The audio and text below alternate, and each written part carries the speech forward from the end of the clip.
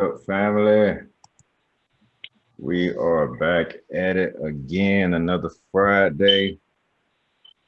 Trying to recuperate from our last discussion. If you didn't see it, I suggest you go to the page and check it out because man, D brought it last. We brought it last week. So we got all five of us about to be here. My brother Lamar's coming in. Look, there it is. It's about to go down. Y'all just don't know. But real quick before we get started, right? The wifey, she watches all of these things, and I get critique and feedback and stuff from her on a regular basis. And the end of the last show, we made some apologies, and she told me that I left somebody out, and that it's only right, and that I do that apology as well. So to go ahead and get this one started before I pass it on and figure out what we're gonna be talking about today.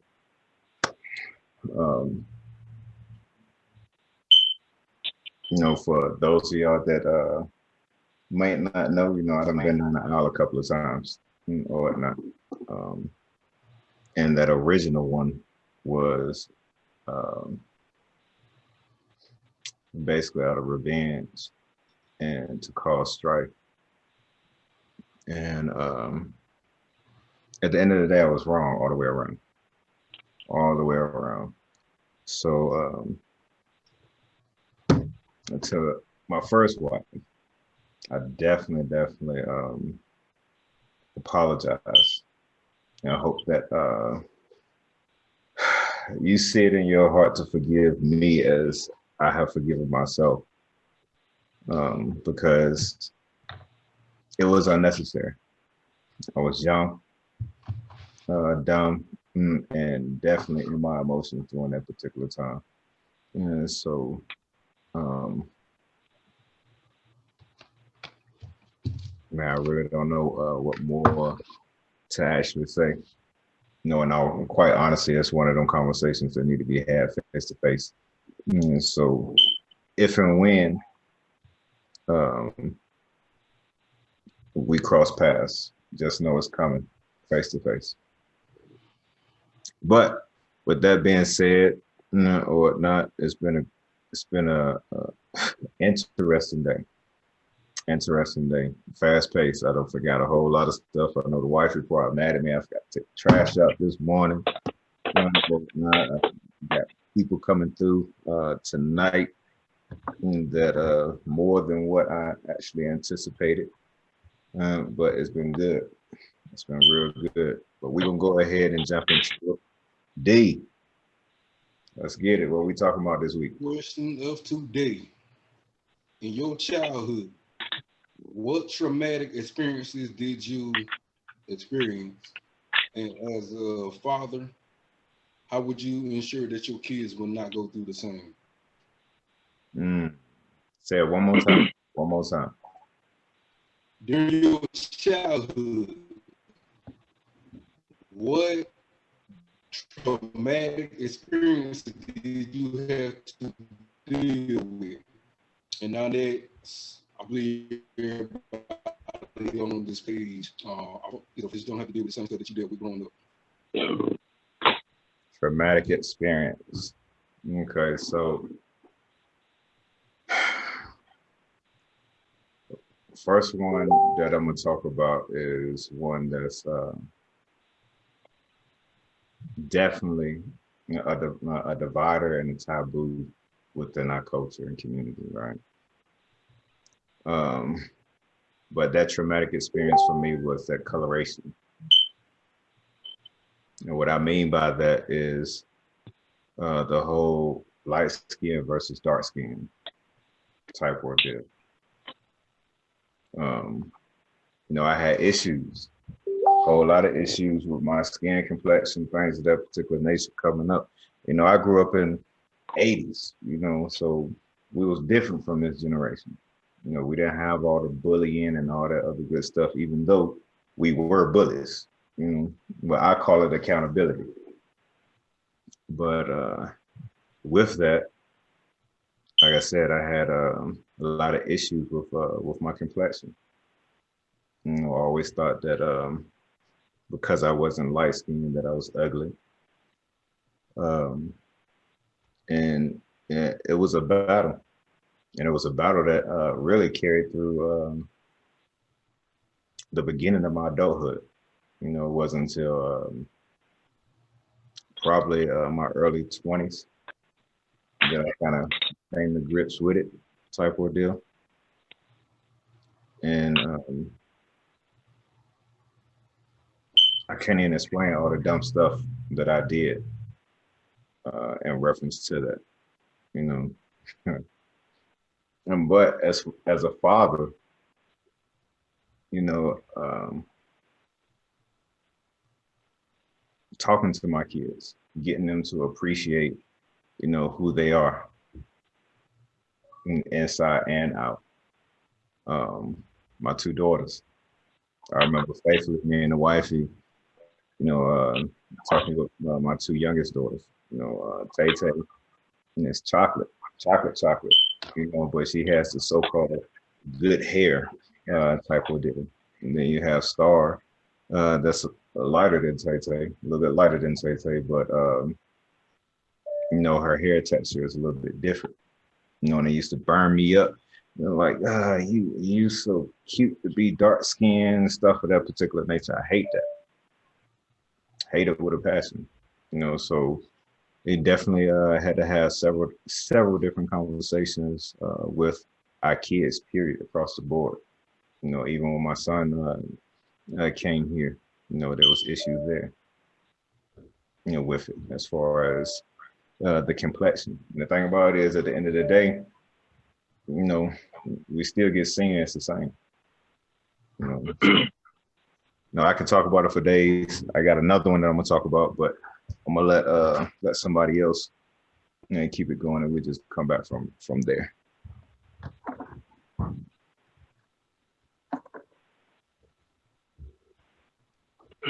All right, well, I'll go.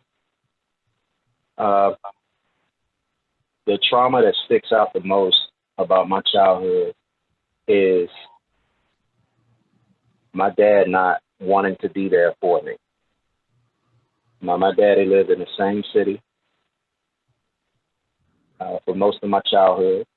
And when we moved, everybody know the Tidewater area, the 7 cities, as you would know. My dad was in a city about 20 minutes away from me at worst case scenario. And the rejection that I felt because, you know, my dad, he was an all-world basketball player in high school. Basketball was my first love, as you know, King.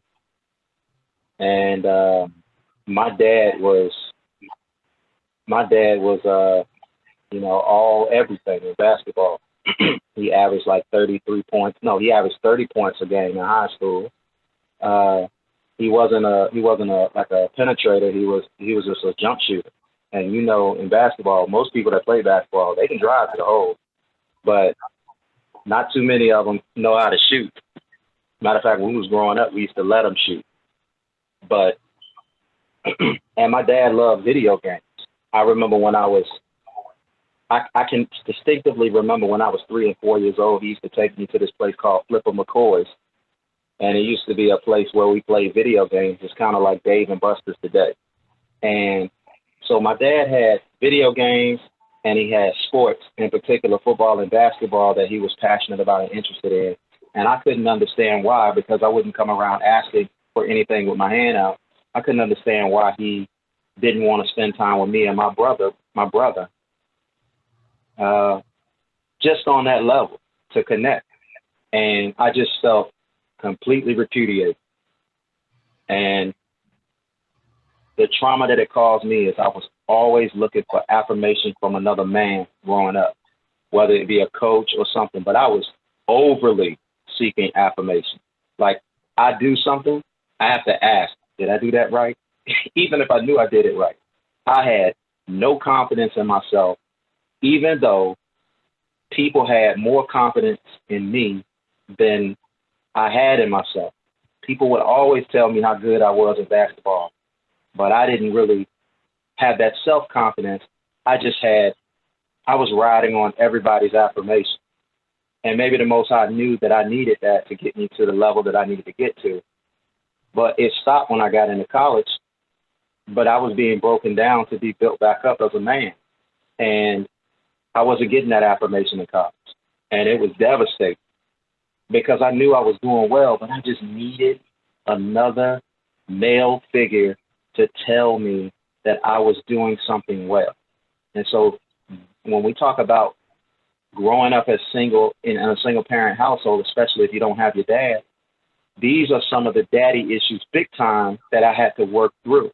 I had to develop that self-confidence, and had my dad been there to instill that in my life, then I wouldn't have had to build myself up to ground zero, with the help of others and prayer and things of that nature. I could have gotten off to a better start and been a lot further along than I am today. And what I would do to avoid that is I'm going to constantly pump rational confidence in my children. I'm not going to give my kids any participation awards. If they're not good at something, I'm not going to lift them up like a lot of people do to set them up for failure. But whatever they're good at, I'm going to get them to channel and hone in on that.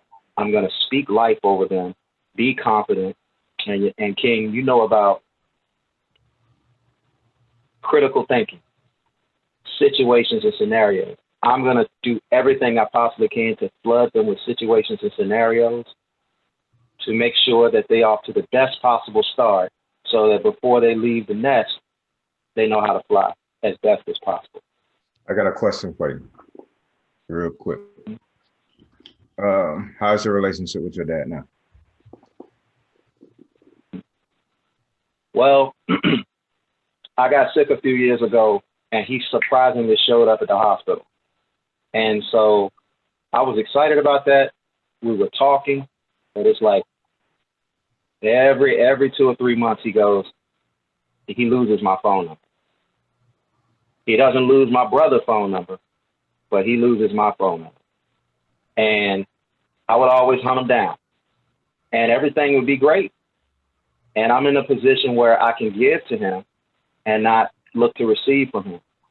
And he doesn't even want that, because if you want something you make time for, it's for that person. And so currently my dad is back out of the picture.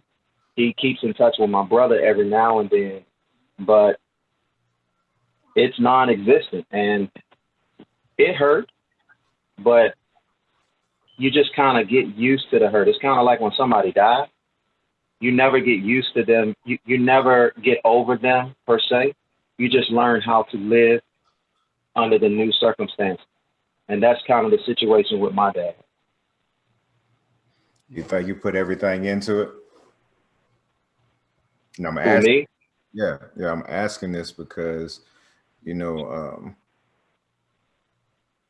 that situation for me is by choice, but you're also dealing on the flip side, one by force.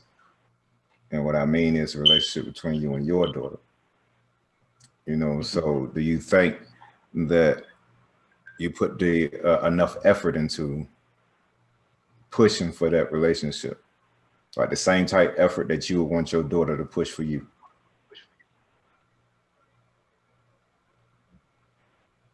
No, not now. Wow. And it's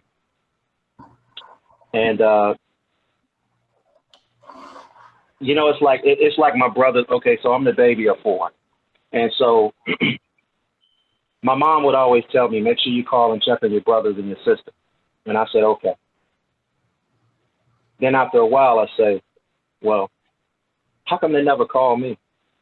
How come they never reach out to me? How come I always have to go over and reach over to the other aisle? And when I say, okay, I'm going to step back and see what you do, then you find out, okay, these people aren't putting you on their rotation or their radar. So for me, I feel like, man. So if I'm going to have a relationship with you, I have to come all the way across the aisle. It's not a two-way street here. So I felt like that with my dad too, because when my dad would lose my number, this would happen several times. When my dad would lose my number, I would call him. He would pick up the phone. He was like, "Who is this?" And I'd tell him, "Oh man, I lost your number," and this, that, and the other. And that happened about 6 or 7 times. And I just got tired of it, and I was just like, I need to see some effort from you. Because if the only way I'm going to have a relationship with you is I have to always come across the aisle, then I don't know if that's a relationship that I want to invest in like that. So that was my personal choice to back up. But before then, it was totally come across the aisle for him. Totally. Call him. Hey, how you doing? Conversation. Hey, you need anything? Anything I can do for you? What's going on in your life? This, that, and the other, whatever the case may be. Initiating the conversation. But it just got to a point where I said, okay, I need to see something from you. I'm already grown. I don't need child support. I don't need anything physically. I don't need anything monetarily. I'm actually here to position myself to be able to serve you, and you don't even want that. So to me, that felt like the ultimate rejection. Okay. But there is something from him you need. I definitely know that. I'm not just talking about from a relationship standpoint, you know, because half of him, right? Half of you is him. So it might be some things about yourself that you don't even fully understand just yet because he's holding the key to it. You feel me? You know, that's interesting as you said that, because when I was in the hospital for 4 weeks and he would come visit me, he would just tell me about himself and stuff that he went through when he was a child. And yes, I said, wow, so that is why I am the way I am. So I would relish the opportunity to be able to do that. And maybe I should just look to the side and say, you know what? He is never going to come across my aisle. But, you know, maybe I should just go ahead and honor him, because that's the place that the Most High gave him. Whether he did what he was supposed to do or he didn't do what he's supposed to do, I still need to show that honor. So, not pretending that I didn't drop the ball on that, I just found myself getting exhausted, because I feel like there should be a two-way street there. And sometimes you have givers and takers in your life. You have givers and takers, and sometimes givers find themselves with takers, and people that just give. Sometimes they just get exhausted giving, and they want to see, okay, well, what do you have vested in the relationship? Can I see some return on you? I don't have any bitterness towards him. If my father right now got sick and needed to be taken care of, I would go get him. I don't have any ill will towards him. I even told him, I said, listen, man, it doesn't matter what happened in the past between you and my mom. It doesn't matter whose fault it was or whatever the case may be. Today, let's start fresh. Reset. Let's reset and let's see what we can build from today. And I named these things. I said, man, you love watching a good game. Let's watch the game together. When we could go out, I'd be like, man, let's go catch a movie together. My treat. Let's do things together so we can try to find out what we can extract from this relationship. And I just feel like you lose my number because you lose my number once. Okay. Shame on me. We lose my number twice. I mean, when is it shame on you?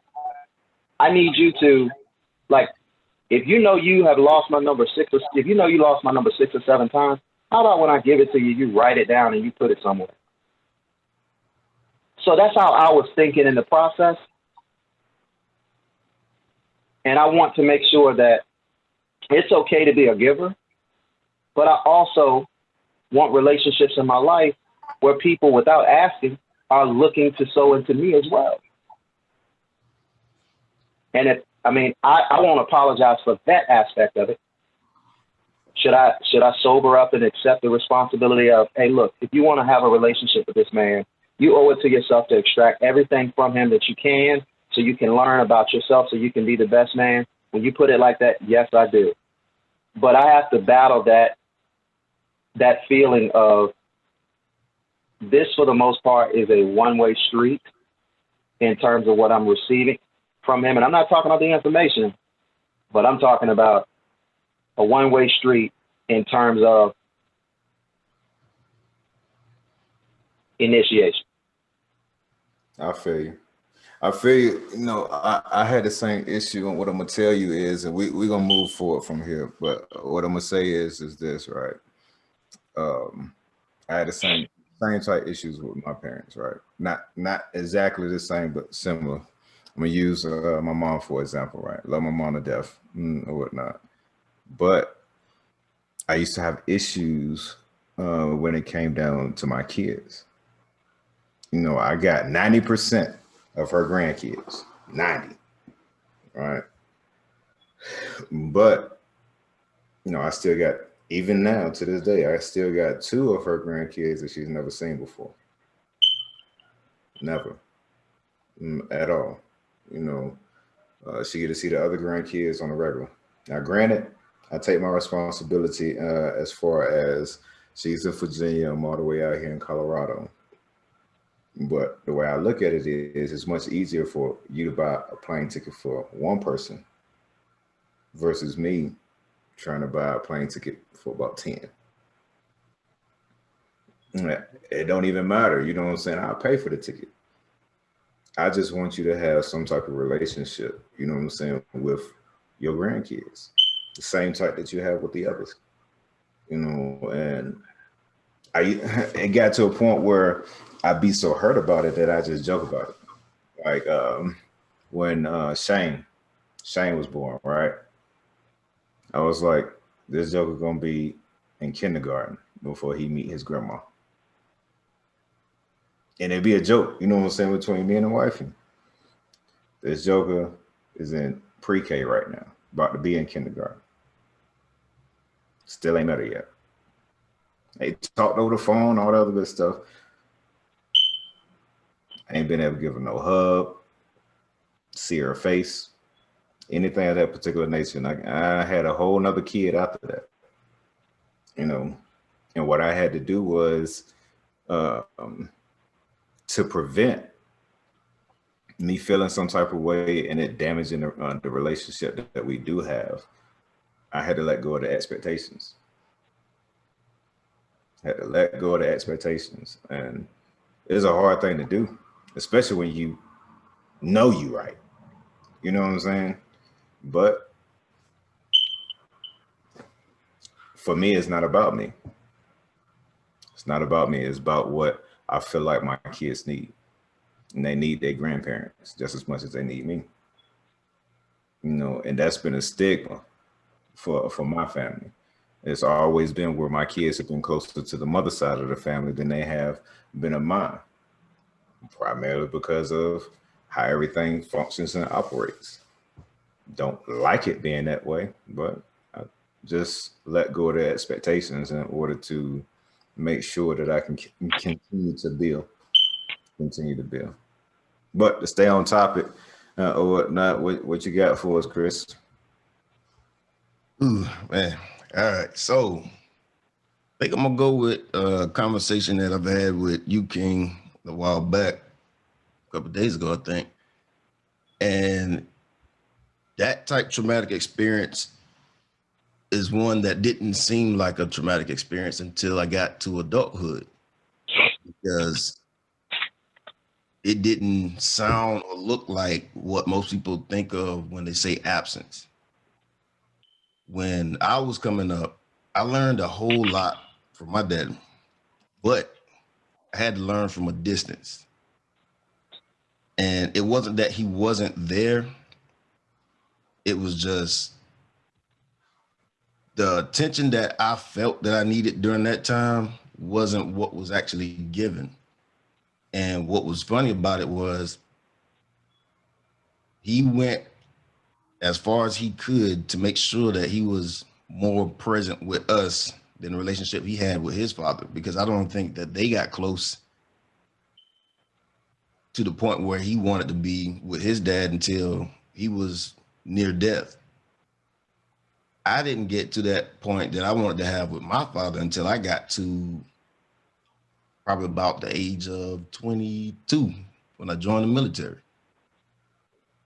And honestly, that moment when he shook my hand before I left was the first time that I truly felt like he was really proud in his showmanship, in his embrace, and what he said.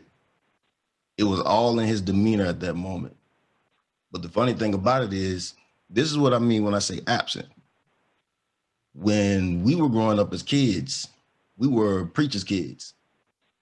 So everywhere we were, no matter how much attention we got, because everybody wanted to be close to the pastor, so forth and so on, we had to deal with our time being robbed away from us because he had to look over the flock.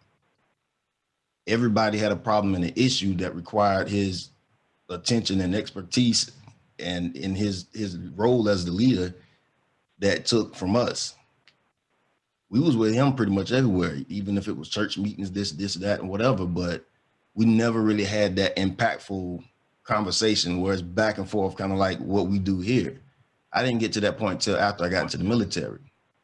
Like, I could ask questions and so forth and so on every once in a while when I was growing up and get a good answer, but most of my learning came from either the pulpit and watching how he was living and what he was doing.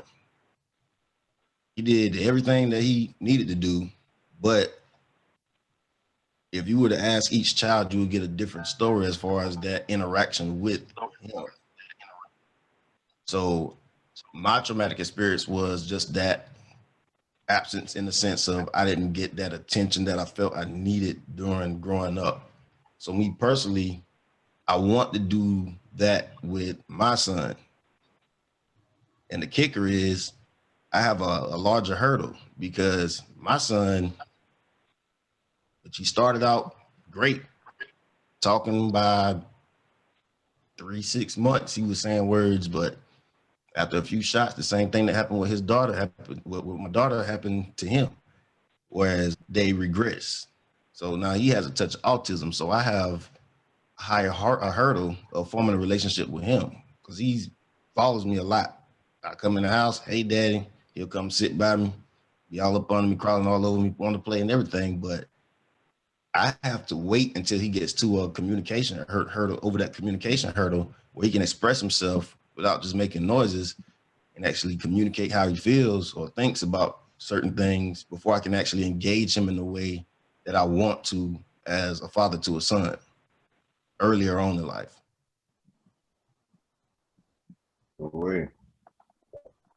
As you same question, what's the relationship with your dad like now? It's great, honestly.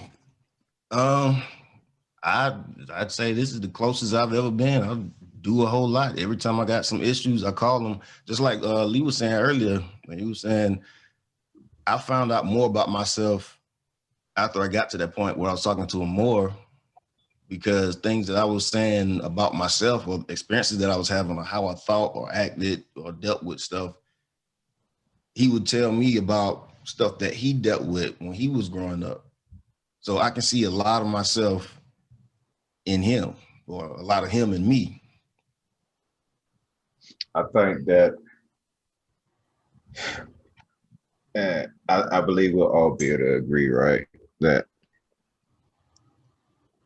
after we get grown and start having kids of our own, the presence of that male presence means even more.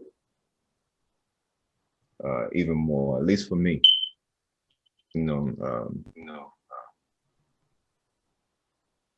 It's different with my dad. Different. My dad is schizoaffective, but he is like one of the wisest people that I know.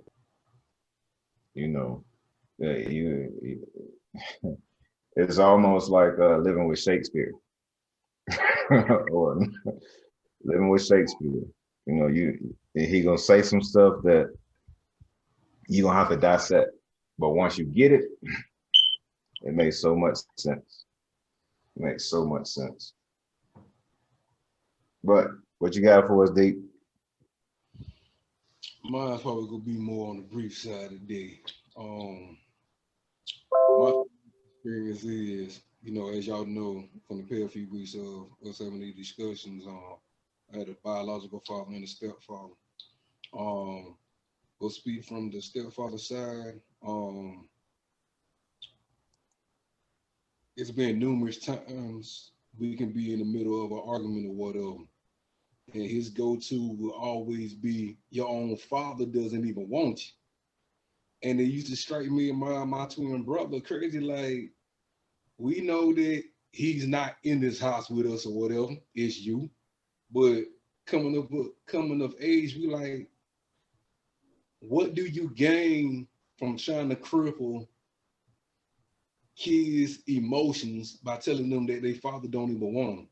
So then on the other end, as far as our dad, I remember I was in high school, 15, I was leaving my mama's house. We just wasn't getting along.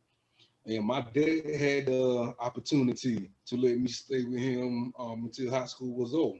And this happened on two different occasions. One of them, he felt like, I don't think two grown men can get along under the same roof.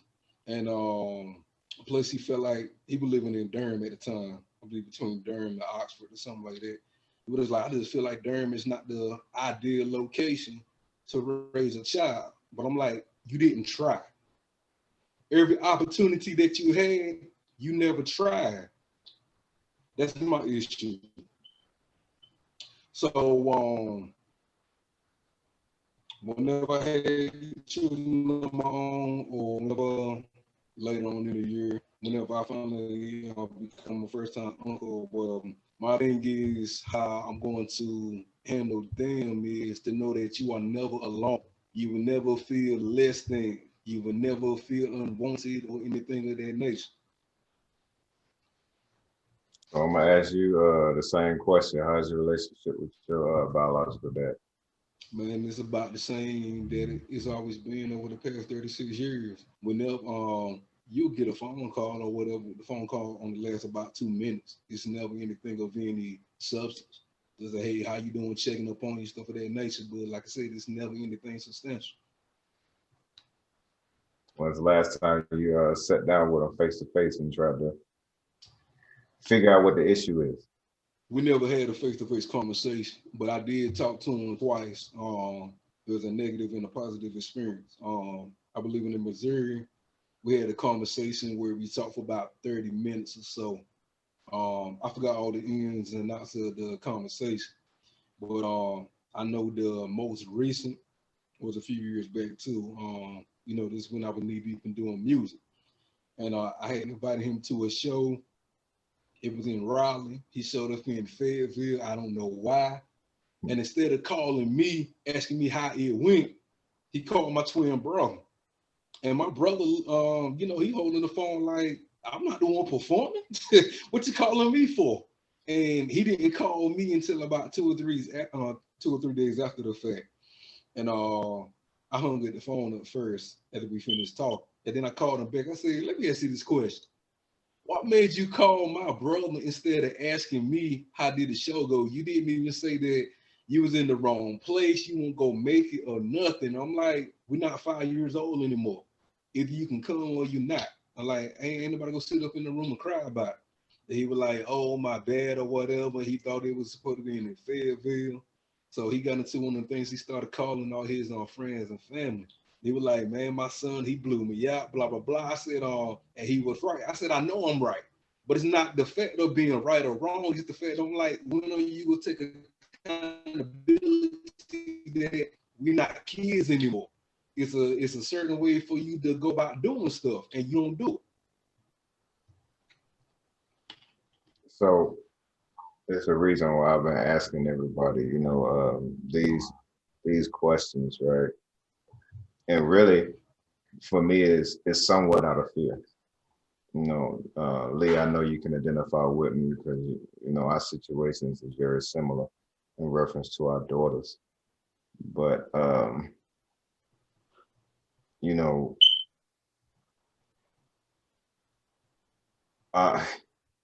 don't want to say the benefit of the doubt. I'm going to say the effort.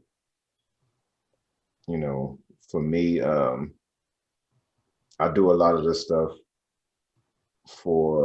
towards my parents specifically, so that I can put good things out into the atmosphere, so that when my time comes, it'll be more positive than it is negative. Now, don't get me wrong, I'm preparing myself for the negative, you know, but I just don't think that fathers always get a fair shake, you know.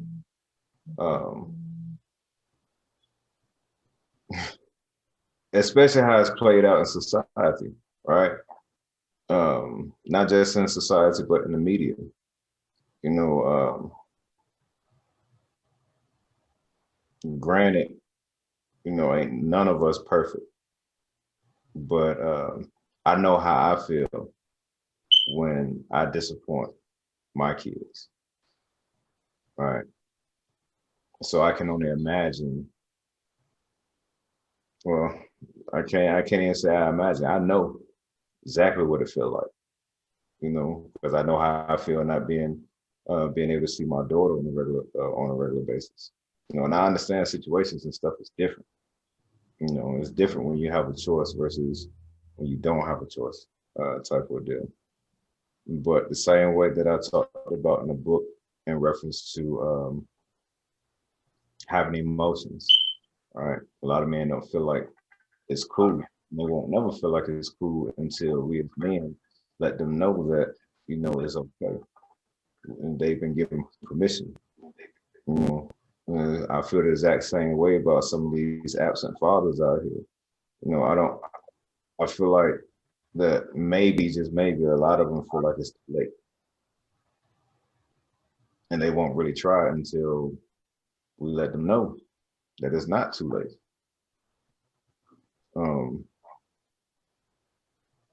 And that's a hard thing to do because forgiveness plays a big part in it. And the forgiveness that I'm talking about, I already know you're not going to forget, you know, but in order to truly, truly, truly forgive, and really it comes down to trust. Chris, we was talking about this the other day, you know, putting them in a position to where you're vulnerable to being hurt again. You know, but you already know how it is being men or whatnot. We'll keep that guard up. And women do the same. You know, it's just a little bit different with us. But we'll keep that guard up to mainly because we're not supposed to be vulnerable. At least that's what is portrayed. You know, and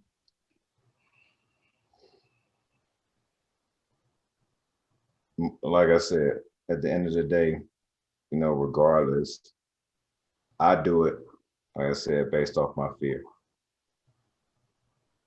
Because literally, if I don't get to see my daughter till she turns 18 or whatnot, and trust and believe, I will be there at her 18th birthday, if that's the next time I actually see her. You know, I can only imagine how I would be, right, if I got a negative response, which, like I said, I'm expecting it. But it's going to be hard,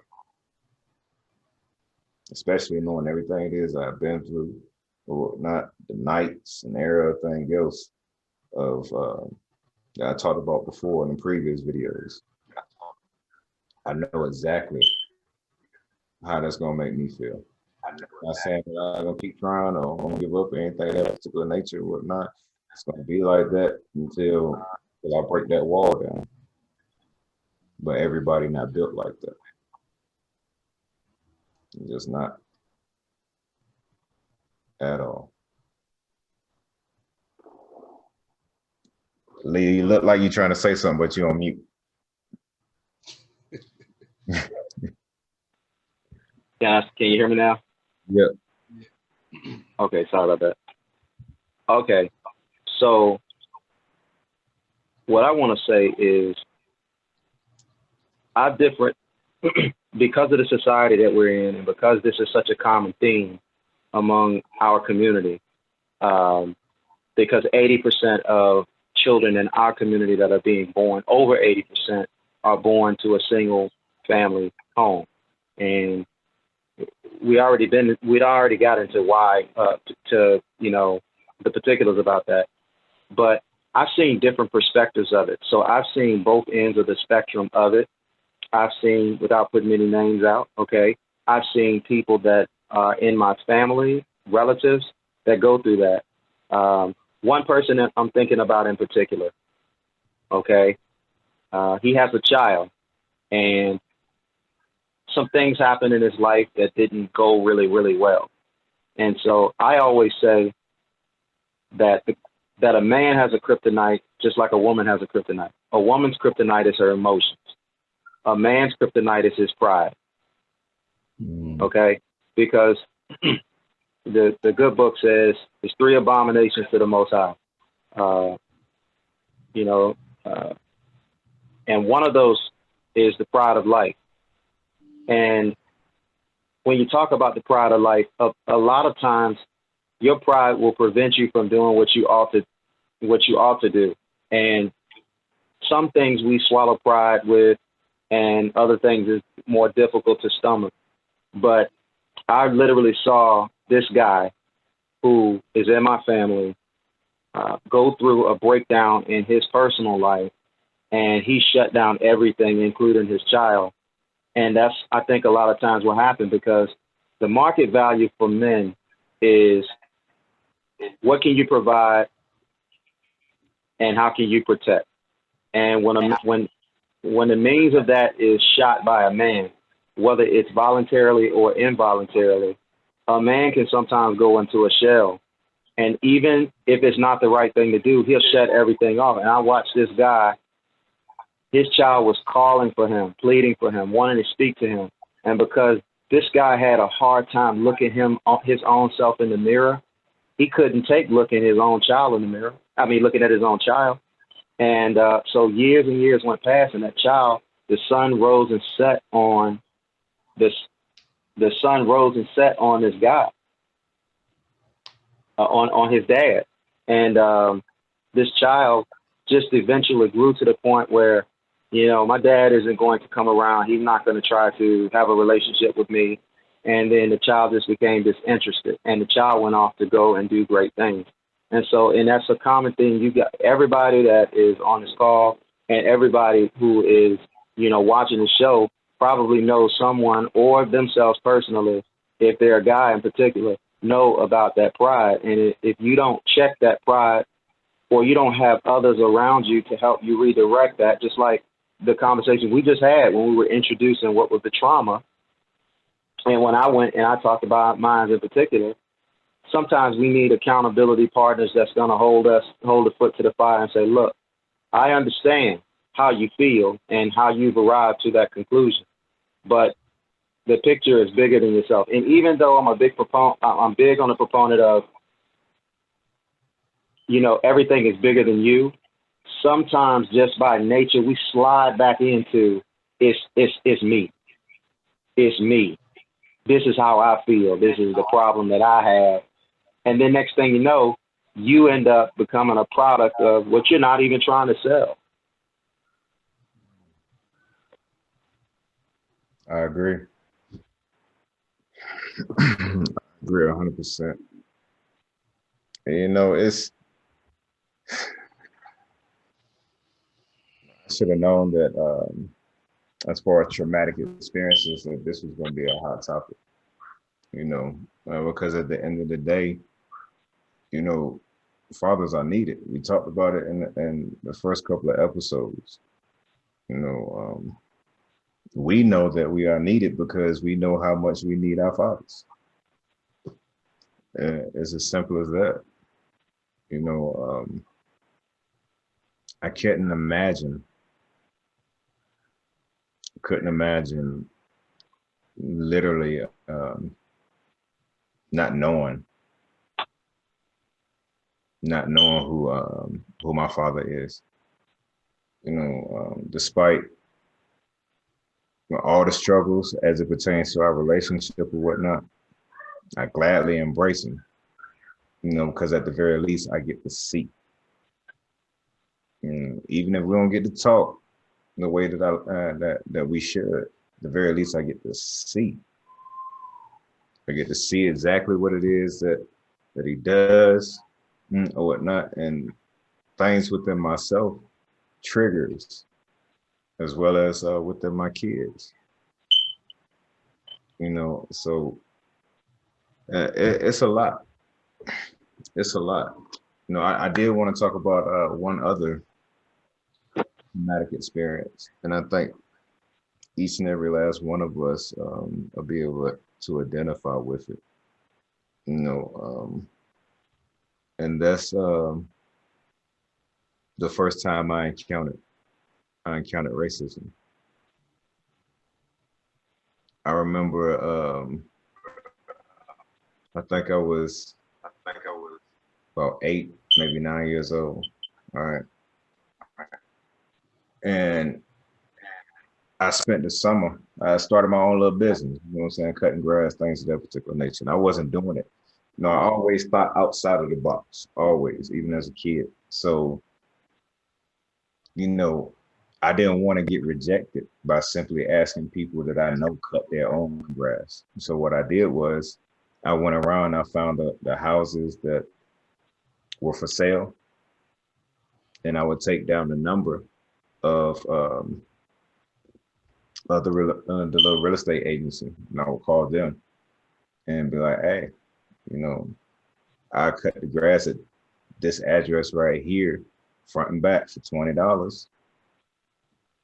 And a lot of them said, yeah. So, you know, I had like maybe by the end of the summer, I was working, I say at least 10 different houses or whatnot. So 8, 9 years old, you know, $200 every 2 weeks. I'm doing pretty good. I'm doing pretty good. You know, I'm feeling good about myself. And I remember I was going to pick up a check from the real estate agency. My mom had took me up there, and they told me that I couldn't cut the grass at their locations anymore. And come to find out, there was another legit business. No legit business. And you know, I remember they asked me whether I had a business license. You know, I'm 8, 9 years old. I don't know nothing about no doggone business license. I'm just out here trying to cut grass. Trying to cut grass, you know. But there was another man that owned white man that owned a lawn service or whatnot. He was walking out of the office with the head guy or whatnot. He just looked at me. I looked at him and I was like, man, this is some nonsense. I didn't even know exactly what was going on until like later on. Come to find out, he's seen what it was that I was doing. And basically went to the manager of that particular company and was on some BS type of deal. But that it was bittersweet for me. You know, it ended it for that particular summer. But it lit a fire in me as well, because I didn't know. So I made it my business that whenever I start to go and do something, I made sure that I researched it. So that OCD that I be talking about that I have, that's literally where that joint come from. You know, even when it come down to BBOC or whatnot, I put so much effort and time and research into it just so that every question that could be asked would literally be answered. Would literally be answered. But I jump off my horn. Anybody ain't got anything else before we move on? Yeah, I just want to say this, man. I think it's a fear of failure. What's a fear? I'm not saying that anything. I think fear of failure keeps you from succeeding, no matter what it is. I don't want to do that because I get stage fright. I don't want to do that because if I miss, everybody's going to laugh at me. Even if it's a figment of your imagination and you're blowing things out of proportion, that fear is going to hold you back from being able to achieve success. Everybody knows the commercial that said, you know, I failed over and over and over again, and that is why I succeed. I'm not going to say anything about, I'm not going to go into particulars, but y'all know what I'm talking about, right? Yep. When you're doing anything in your life, and this is something that you have to be conscientious of. If you're doing anything in your life and you have a fear of failure, you're done. You don't have any chance of progressing. You don't have any chance of advancing. And as soon as you don't have to accept failure, but it's how you choose to look at it. If you look at failure as what everybody else thinks, if you're living in the court of public opinion, then you're going to be average at best. But if you're ever going to be elite or outstanding at anything, you get beyond what people think of you. Think about when somebody shoots an air ball, everybody's booing, and that might bother some people. But on a professional level, if somebody shoot an air ball, that's literally going to be something. Sorry about that. That's literally going to be something that a professional is going to laugh at you, laugh at himself or herself. You know, everybody boo and they laughing. Yeah, I shot an air ball. Yeah. You got to be able to do that. You just got to be able to take yourself light in tense moments, because stress is a killer. And if you live in a life trying to avoid stress, then all you're going to set yourself up is, at best, mediocrity. And I just think it's one of those types of things, even as a parent, whether you were on the child end or you're on the parent end now, just thinking about it, you got to try.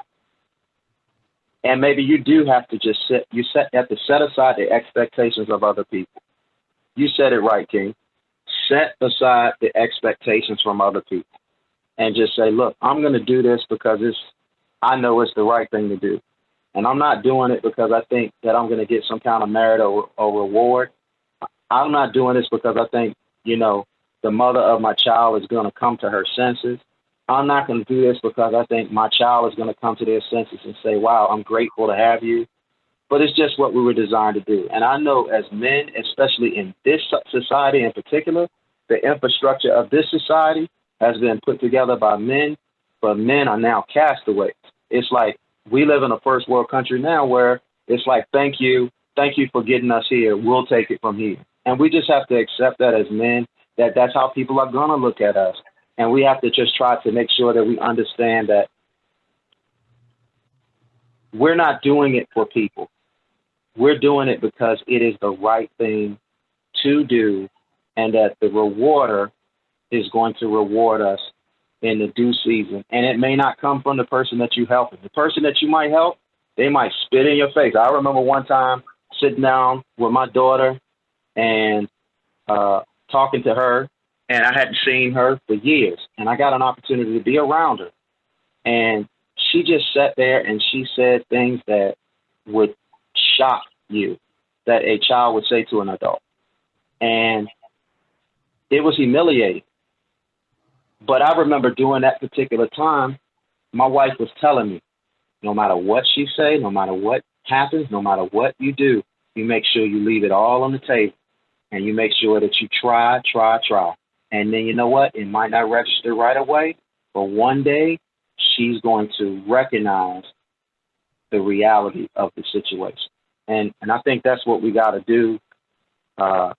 If we have an opportunity to get in our parent's life, or our parent that hasn't been there for us, or whatever the case may be, we have to try to exhaust all possibilities. And I mean, I'm going to take your advice, King.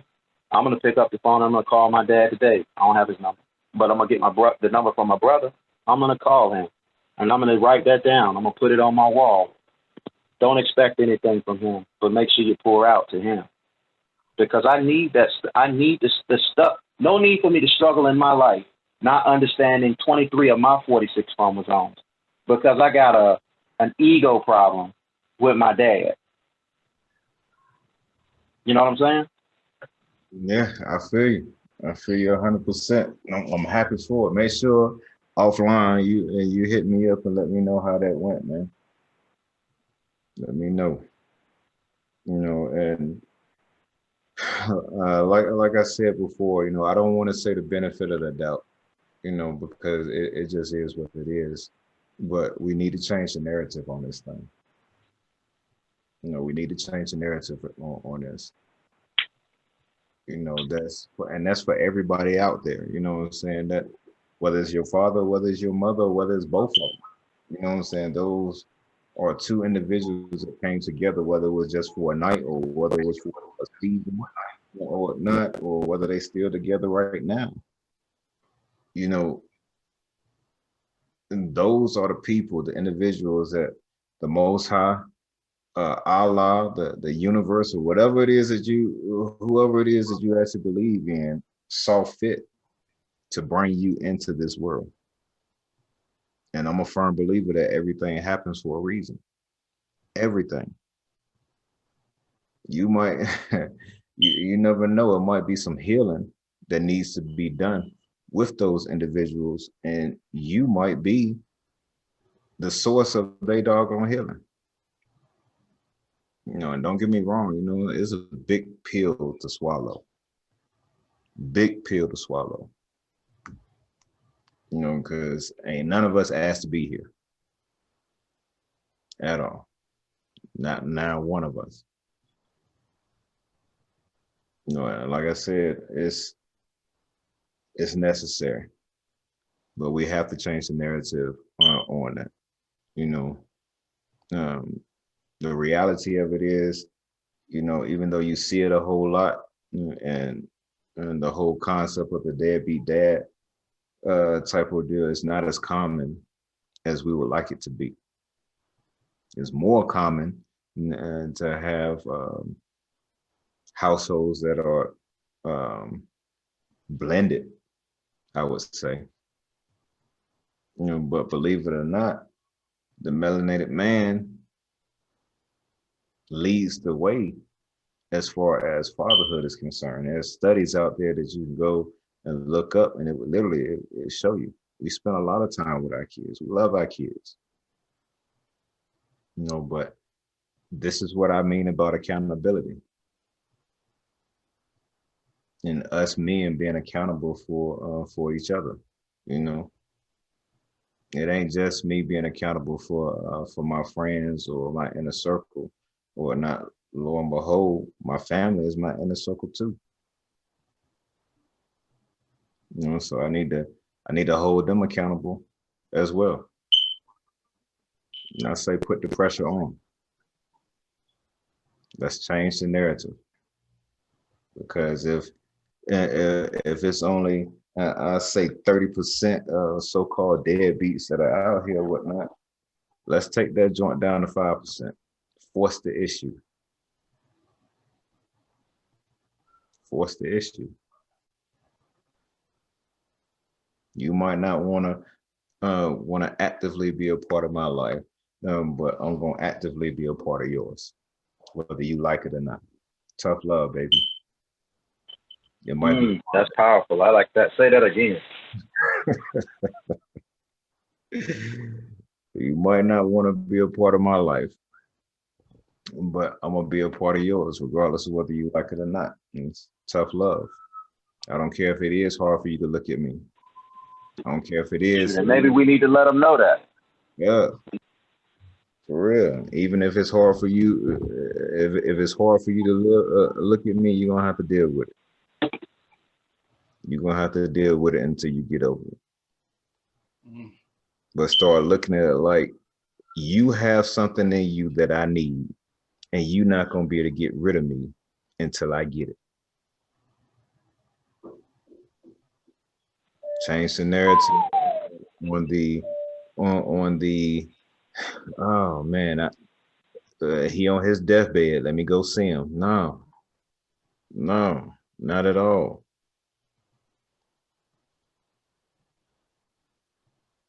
As much as we want to say that we don't need things, and for me, it come down to that whole being independent joint. But I ain't gonna talk about that right now. We're gonna talk about that another day.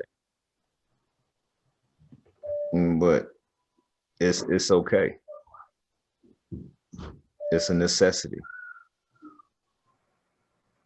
You know, I look at it now.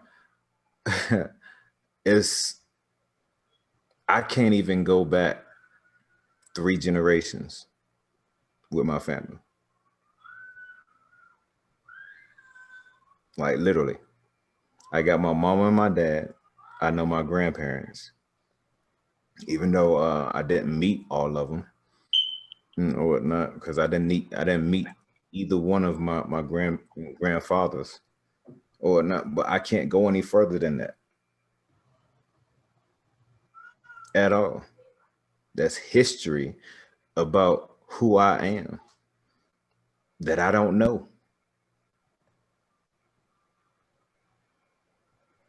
It might be things that I struggle with right now, that my dad or my granddad or my great granddaddy or my great great granddaddy went through, and it might be the key to me being able to overcome this particular hurdle.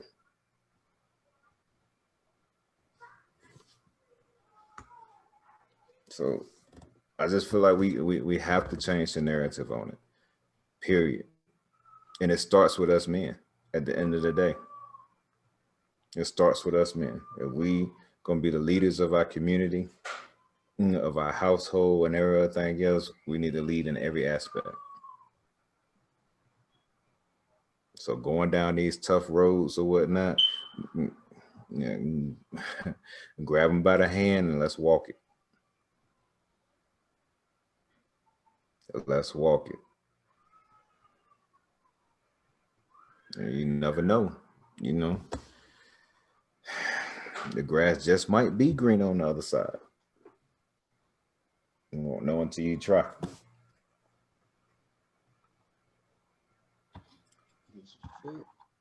What's your thoughts? Let me know. I have danced on a subject that has been on my mind since it was first brought up, and that was just that aspect of the relationship, because a lot of people give up on people because they're doing all the work on one side. And that's cool to a certain degree, but you look at people just like you look at your investments or your money or your food. There's those that are needed, necessary in your life because they supply all of the things that you need to be functional. Will be your siblings, your parents, grandparents, so forth and so on. That's your hearty meal. You need that in your life. There's a lot of stuff that's missing if you don't get that. But there are certain individuals that have become friends and so forth. They're not that important. You don't have to chase those people down. They don't hold anything vital to you. Those are the ones that you get a little bit from. They're more like the junk foods, supplements. They may have a lot to offer, but they're not worth your time and energy. And that's the big thing that sticks out to me, because we put a lot of people in our lives and put them in positions that they don't belong in because they said or did something great at one time, but they really have no strong ties to you. And I think a lot of people are crippling themselves because they're doing that, chasing after the wrong things and not putting enough time into the other things. Because when you made a statement about you might not want to be in my life, but I'm going, like, that's important. That has to be the mindset that we have when it comes to family, because yes, there's some family that just ain't trying to get right. But just like what Lee was saying when he was talking about his daughter, you have to still pour into those people because sometimes they need something from you just in order for you to get something from them. Because I mean, we live our lives vicariously through each other in some state or form, because something about you, especially when it comes to family, you recognize in your other family members. But what was said earlier is another point that stuck out to me, which was fear and pride. Those two things together will wreak havoc in a person's life, because a lot of people stop doing things because, or don't even try to do anything or attempt to do anything new because of that fear of failure. I don't even know how many times I've run into things that I thought would be hard or I really didn't want to do. And when I tried it, whether I wanted to or not, found it to be so easy. But at the same time, you need failure in order to reach success. But there's another responsibility on top of that.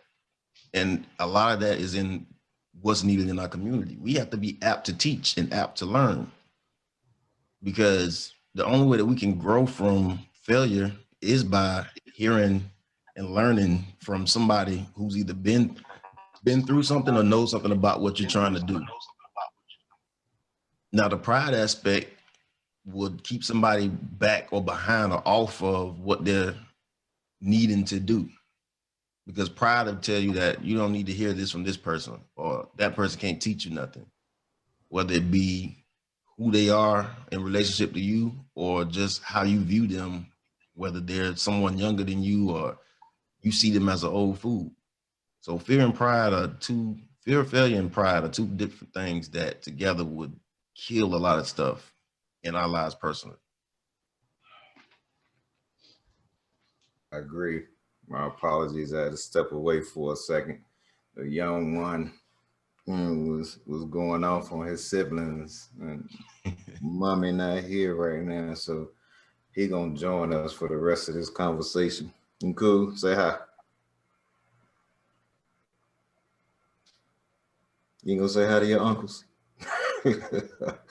I'm all talked out now. Nah, but you're right.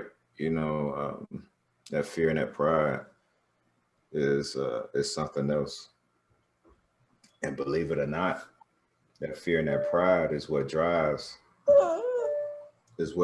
our expectations. They drive them.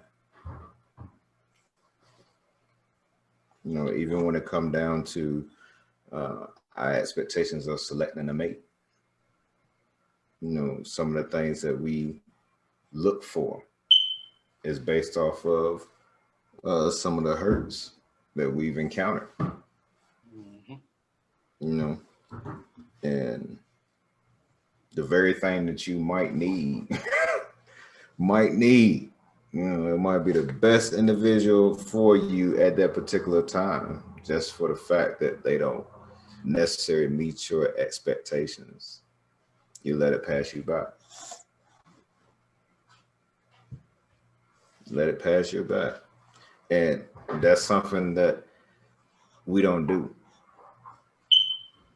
And we so caught up on the fact that we don't want to have to need anything, that instead of making an expectation based off of what it is that we actually need, we go based off of what it is that we feel like we want. Which is the reason why you have individuals out here that go into relationships, things of that particular nature, and might have every expectation or standard they have set forth, but for the fact that they don't have what it is that they need, it's still miserable. Still miserable. You know, so a lot of our expectations need to be checked. And you need to take a long look at yourself and why you have that expectation. And if that expectation is connected to your fear or your pride, you might want to let it go. Because you could be missing out on the best relationship ever. And I'm not just talking about, you know what I'm saying, with selecting a mate, even when it comes down to friends. So we have expectations for everybody that's connected to us, regardless of whether you realize it or not. I talk about it all the doggone time. And sometimes I have to check myself. I have to check myself. I even have certain expectations for my kids. And it's based off of, you know what I'm saying, how I was, or the fears and stuff that I had, things of that particular nature. You know, I think that's the reason why I am like this. And the wife is fussing at me about this all the doggone time. What is you doing, man? What is you doing? Hey, back that way. But no, get out.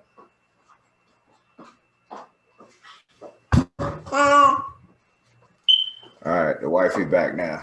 I'll finish that thought in a second. Somebody pick it up for me. I got a snack. Man. Nobody has anything to say about expectations? No, I do. I love what you said there, because it covers both ends of the spectrum. Either you're a real selfish person or you're a real selfless person.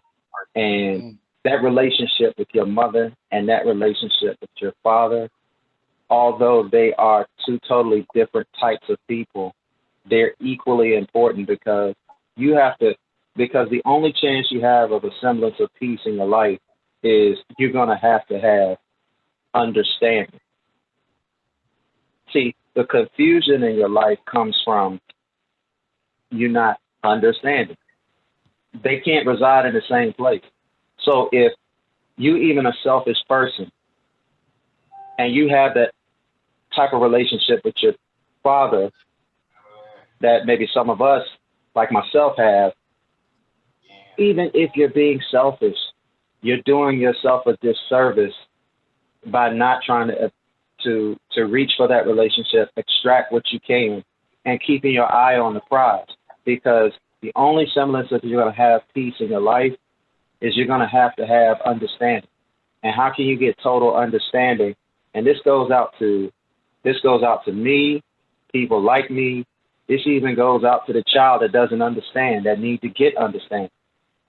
No matter what picture has been painted of your parent, the creator had you come through the loins of that man and delivered through that woman's womb. So we don't have enough understanding to know the intricacies of how life and why it is. You just sat there earlier and you said, we didn't choose to be here. But we only know what we know, and our thoughts are smaller than his thoughts, and our ways are smaller than his ways. So just going off of what you just said there, the concept of we are 46 chromosomes. Our mom is 23. Our dad is 23. Because we have an attitude problem, because we have a pride issue, because we're under this emotional cloud, which emotions is like fog, and how far can you see when it's foggy? And all we have to have is a situation or a circumstance to come up, and now we're in a foggy situation, and we forget where things are if we're not familiar with them in particular. That emotional cloud over us, or pride, very much so the same thing. It restricts your vision. And I think sometimes we know what we need to do, but when we get emotional or we get prideful, there are two different types of things, but they accomplish the same thing. And it drives our expectations, like you said, right? Mm-hmm. So if that's the case, we have to maybe like it says in the book of Habakkuk, maybe we need to write the vision and we need to make it plain. Maybe we need to have sticky notes all around us in our normal living vicinity. Whenever we have that divine inspiration to remind us of those things, we can't depend on being able to go through the many rooms of the mansions of our brains that we sometimes forget access to. And we need to put these basic fundamental notifications around us. It's just like it says in the scripture. It talks about writing things down on, put them on your hand, put them on your forehead. It's like, because we need those things around us, because sometimes fundamentally, and if y'all were in sports, sometimes we get away from our fundamentals and then we get in shooting slumps. Or sometimes we get away from our fundamentals and we get into, we can't play defense anymore. So we need to make sure that we're doing those types of things. And side note, this has turned into like a therapy session for all of us. I know we got one agenda here, but I mean, my gosh, man, I'm just telling you. But this just tells you the power of where two or more are gathered, so is he. So we all got that, whether you believe in scriptures or not. Facts are facts. When you have more than one brain operating in the same thing and they're trying in the same funnel and they're trying to come up with solutions, that's your best chance for solution. Community is the best chance for solution. So I hope people take away from this. I know we're doing this for one reason, but there's so many different fulfillments that are happening through us doing this.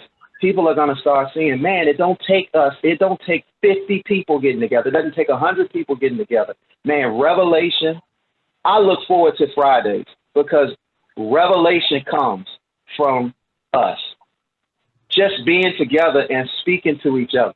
And we don't, and the mystery in it all is we don't know what we about to get served up, but every week, and this is what, episode 4, it's like somebody getting slapped up their head with the truth, somebody getting slapped up in the head with the revelation, and somebody's getting some kind of deliverance on something that's hurting them in their life. I would have never thought by myself, with everything that's going on with me, that, man, I need to have the mindset of, you know what, until I need what I get from you, you just go ahead and just deal with me. That is an excellent way of that's a freaking excellent way of looking at it. Because it's just like, man, I don't even really care that you got child issues. I'm here. Hello, what's up? So what we doing today? Well, I ain't really had nothing to do. Well, now you got something to do. What's going on? Because we need to be that adamant about it.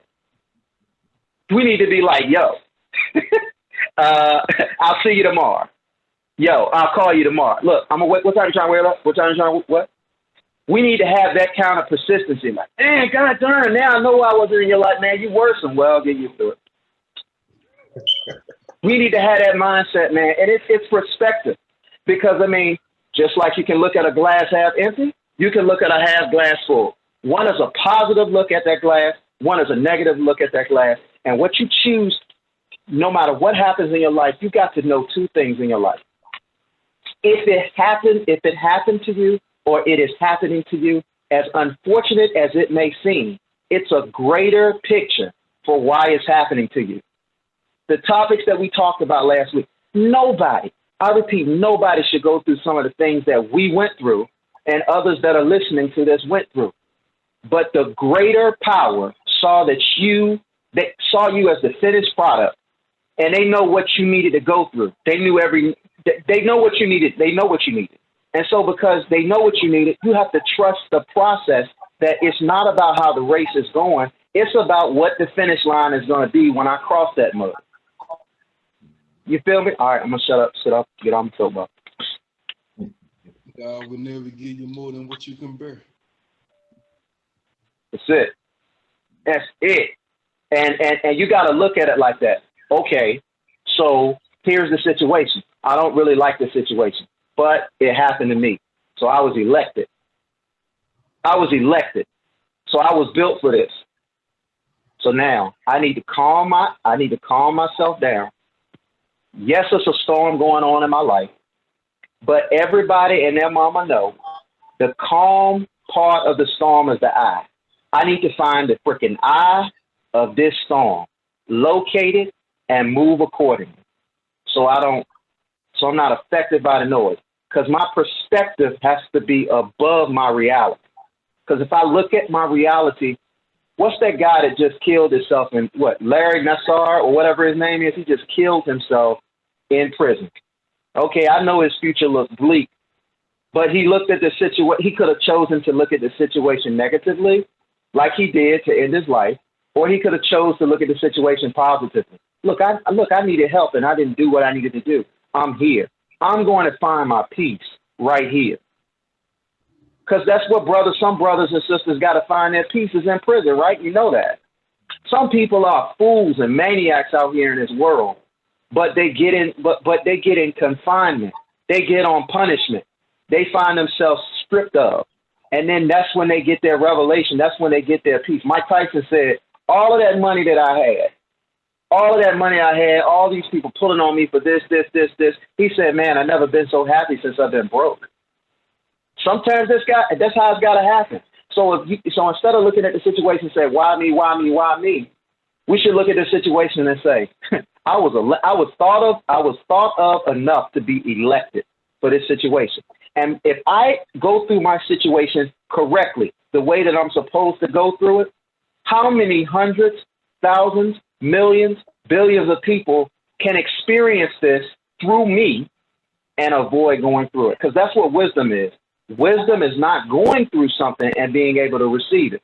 Now, if you're going to be hard-headed and a stiff-necked person, you're going to have to get beat upside the head and be the sheep going led to the slaughter. It ain't enough that they going being led to the slaughter. It's that you falling in line and you're doing the same thing they're doing. But a person who becomes conscious, they say, hey, whoa, wait a minute. Man, that's the slaughterhouse. They chopping fools up. I need to get up and get out of line, and I need to walk the path that I'm supposed to walk. Because if I'm doing everything that everybody else is doing, that's a sign right there. Yep.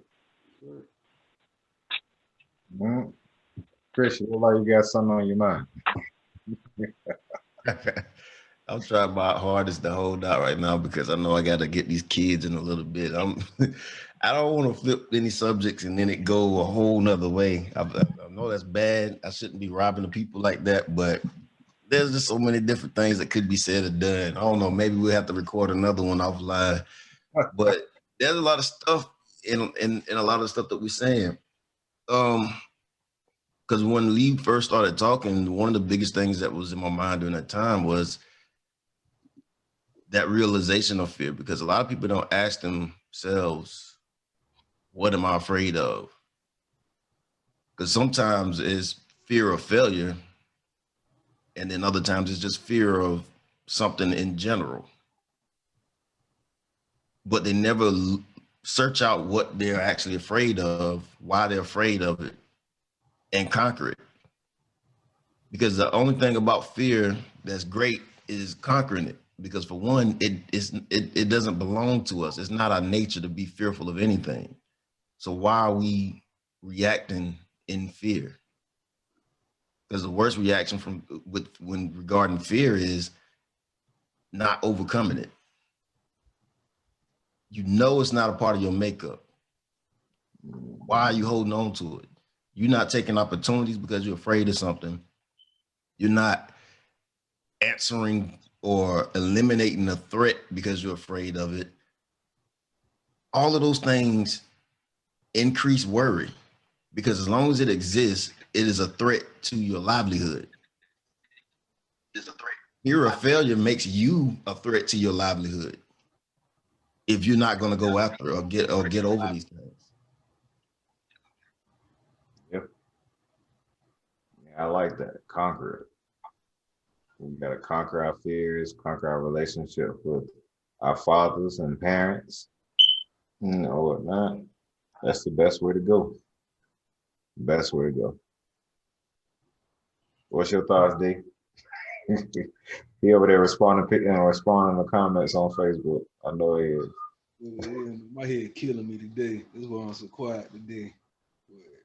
Nah, that's cool. We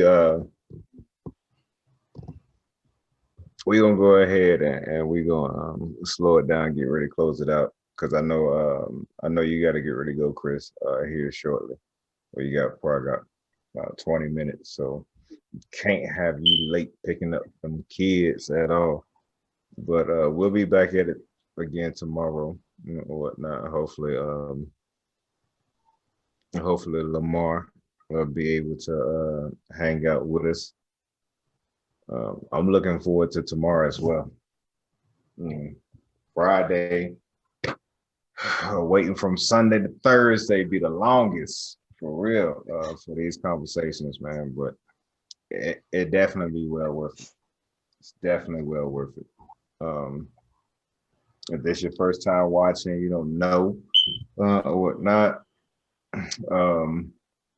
definitely go like my page on Facebook, King KING .Naib NAIB, like it is on the screen, or go to Instagram, like that page at King KING .Naib NAIB. The book is coming out soon. I just got an email while we was up here or whatnot. I'll let y'all know as soon as some pre-orders come out. Trust and believe, this thing is about to take off. But a lot of stuff that we talking about have been talking about the last couple of weeks. Some of it is in the book. Some of it is in the book to come. Right. But I definitely appreciate it. I love y'all fellas coming out, taking out this time to chop it up with me, and being committed to it. It ain't nothing like having a vision or a dream or something of that nature, and then having someone that consistently supports it. And I appreciate that. Love y'all fellas. But we won't go ahead and shut her down or whatnot. We will get with y'all tomorrow. Tomorrow, I think, is 5 o'clock Eastern Standard Time, 3 o'clock Mountain Standard Time. And we'll be going from there. All right. Outside of that, everybody enjoy the rest of your day. Peace.